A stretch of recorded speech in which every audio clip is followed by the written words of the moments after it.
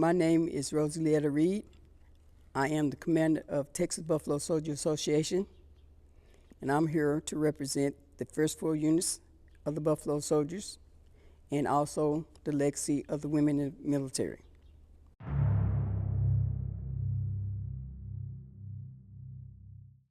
Okay, July 28, 1866, Congress passed the Army Reorganization Act.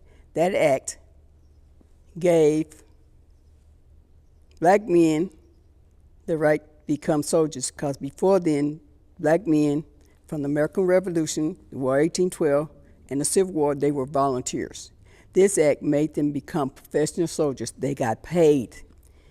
And that act formed 6 regiments: 38th, 39th, 40th, and 41st Infantry, and the 9th and 10th Cavalry. Those were the original Buffalo Soldiers. Those men had a legacy.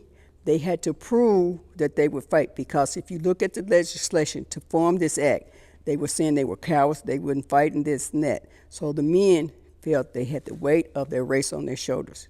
They had to perform. They had the less desertion rate, and they were very religious, and they served with honor and dignity. And 90% of them could not read and write.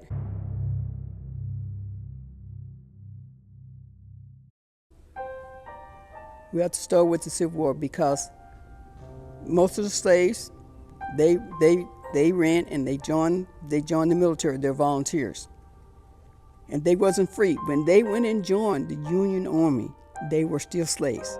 They did not become free till Lincoln did the Emancipation Proclamation. Imagine you're a slave and you're fighting. You're fighting on three fronts.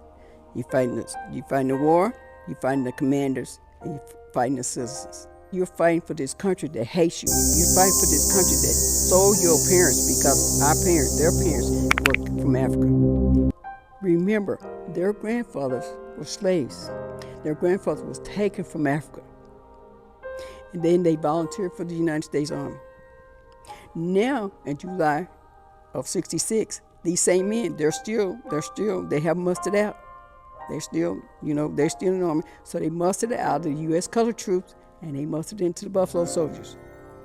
The first 50,000 of them, the other 100,000 of them, they were slaves or free men from the North. They marched, they walked, came by train, or however they got to St. Louis and New Orleans to join these units.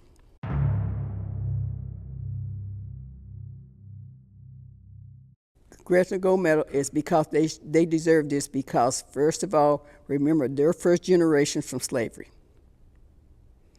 They had more obstacles to overcome than the other ones that came along. They had more hardships. They had less equipment, less everything, but they fought and they served well. That is their legacy. This is why that being a descendant or just a regular person, they need the medal be more than anybody else, because think about it, they had marks on their backs from where they had been beaten. These soldiers, the first ones, they still had marks on their backs where they had been beaten. So if anybody deserves a medal, it should be the Buffalo Soldiers.